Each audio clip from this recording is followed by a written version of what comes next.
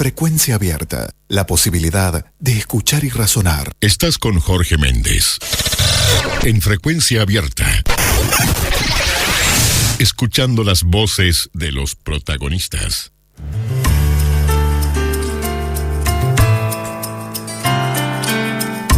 El agua nuestra de cada día no solamente presenta dificultades en lo que tiene que ver con la calidad y la cantidad en la zona metropolitana, básicamente en Montevideo y en Canelones, sino que también genera otro tipo de preocupaciones, por ejemplo, en nuestro departamento. Ayer, la diaria publicaba con el título "Científicos advierten sobre ausencia estatal en ordenamiento de la Laguna Escondida", en José Ignacio.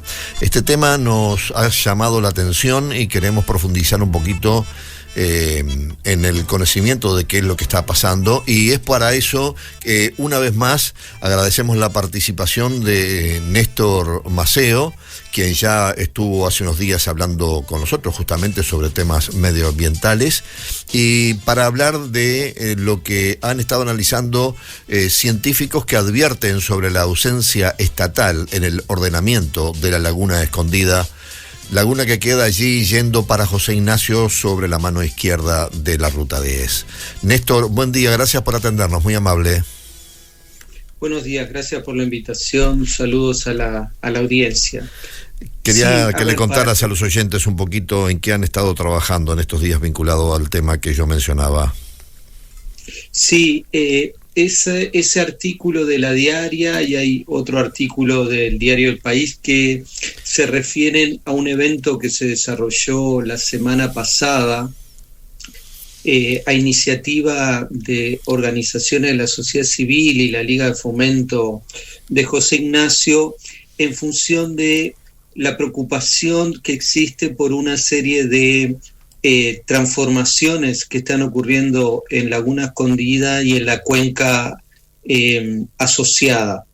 Estas transformaciones generan múltiples preocupaciones y, bueno, estas organizaciones detectaron estos estudios que se hacen en el marco de un convenio entre la OCE, el CURE y el Ministerio de Ambiente, que básicamente se focaliza en las fuentes de aguas superficiales destinadas al suministro de agua potable. Y bueno, ahí se genera un espacio de intercambio de la información que se genera, que está vinculada a la calidad de agua, y se abrió un debate, digamos, sobre las transformaciones que están ocurriendo en cuanto al uso de suelo y cuáles son compatibles y cuáles no con asegurar la sostenibilidad de la calidad del agua de Laguna Escondida, ¿no? Hay algunas transformaciones que son favorables y otras hay que modificarlas, pero ahí lo que se observa es, digamos, una ausencia de directrices claras de qué cosas son posibles de hacer o son compatibles con el suministro de agua potable, mejor dicho, y cuáles no.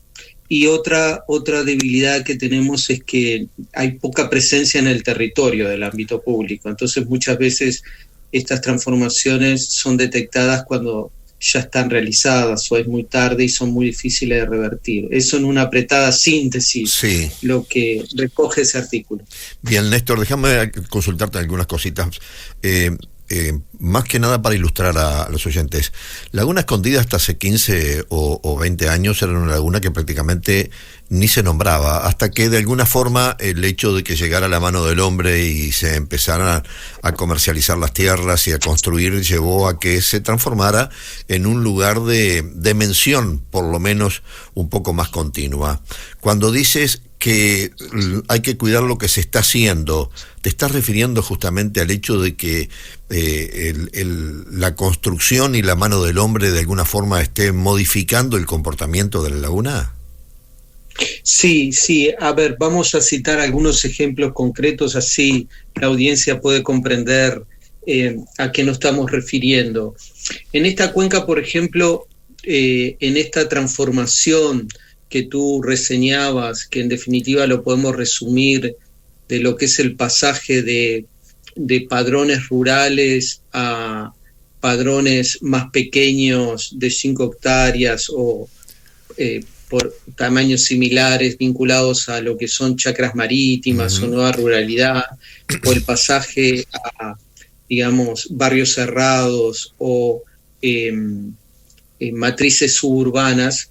En esas transformaciones, por ejemplo, se han construido una cantidad de reservorios de agua, tajamares en la cuenca, lo cual altera el funcionamiento hidrológico del sistema. Toda esa agua que en el pasado se nos acumulaba en Laguna Escondida y en el propio humedal, hoy una parte importante de esa agua queda en el complejo de tajamares, que justamente el análisis y aprobación de esas iniciativas necesita un análisis del conjunto de la cuenca que hoy no está operando. Eso es lo primero.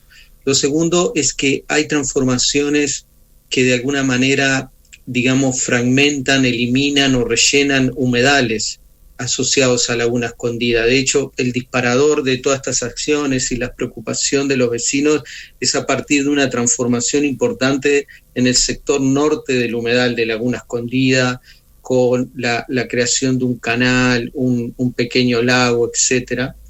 Y luego, por ejemplo, en las zonas litorales, en los márgenes de Laguna Escondida, que hay unos desarrollos inmobiliarios importantes, bueno, ahí hay algunas acciones que requieren algunos ajustes. Sobre todo no se puede eliminar toda la vegetación litoral, porque es la barrera que regula los intercambios entre los sistemas terrestres y acuáticos.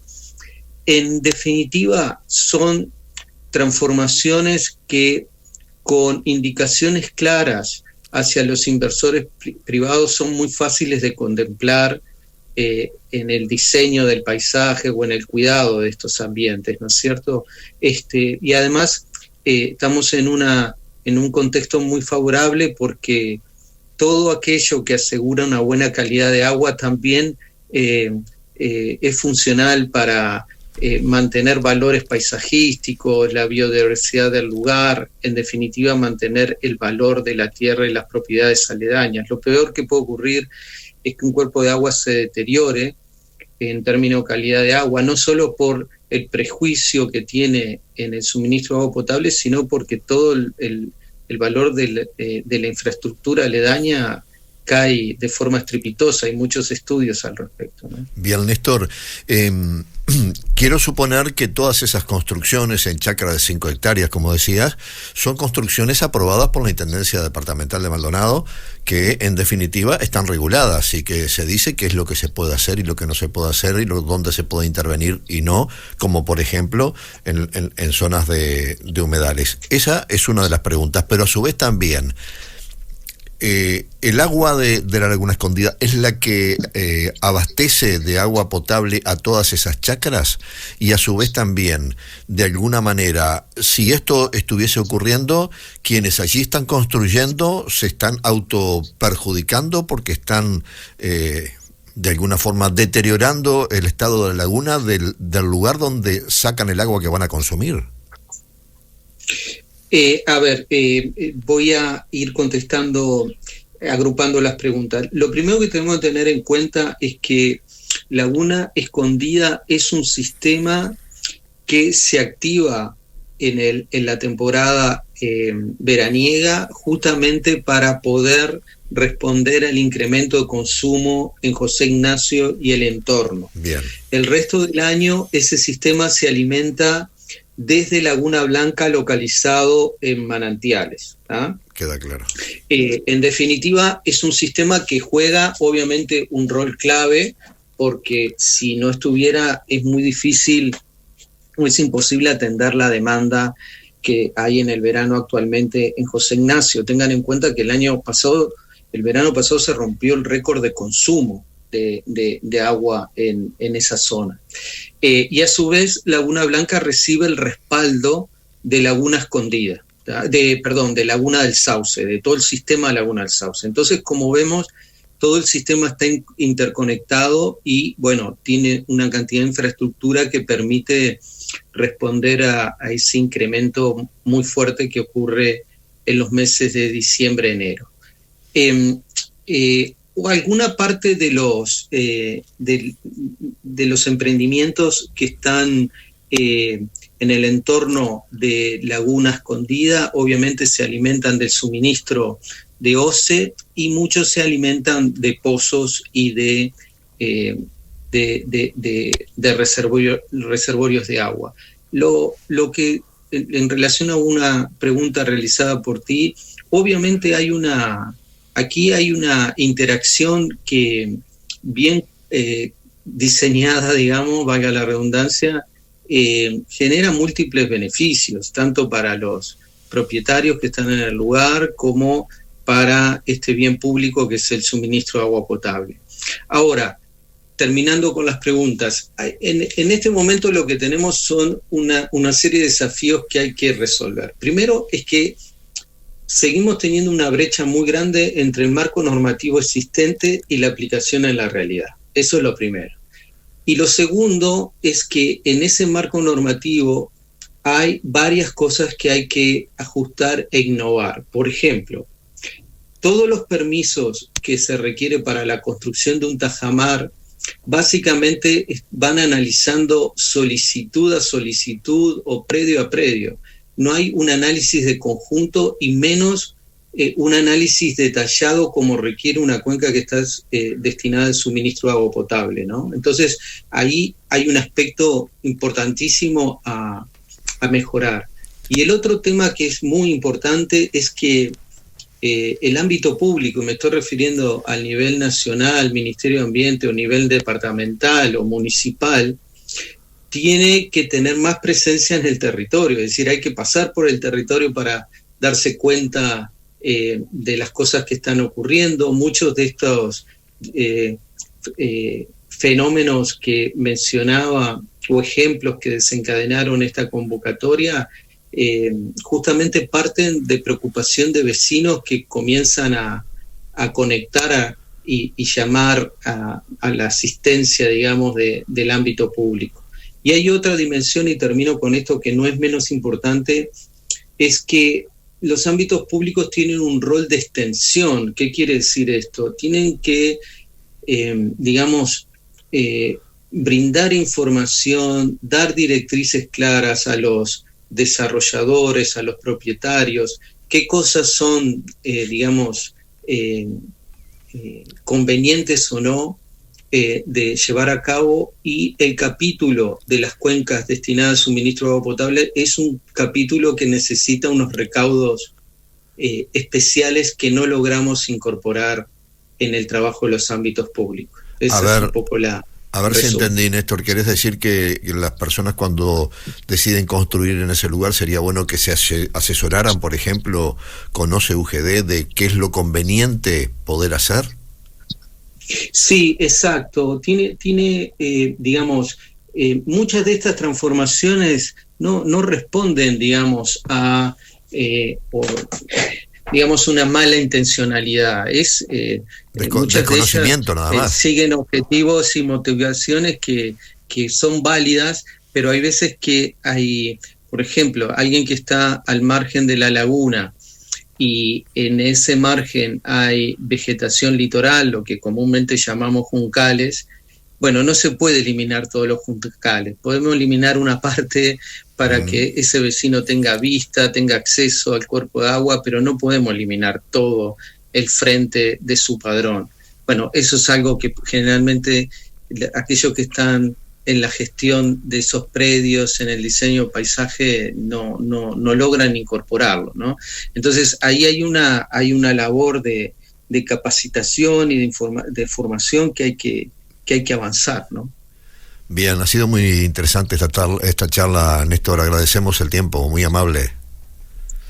No, gracias a ti, y bueno, a disposición. Dentro de unas semanas va a haber una instancia similar vinculada a Laguna Blanca, que ahí en Manantiales, que tiene transformaciones muy parecidas a las que hemos estado analizando y que también requiere una acción, digamos, no solo más coordinada, sino más presencia en el territorio, tanto del nivel nacional como del nivel departamental y municipal. A disposición estamos nosotros también para seguir de cerca todo esto. Muy amable.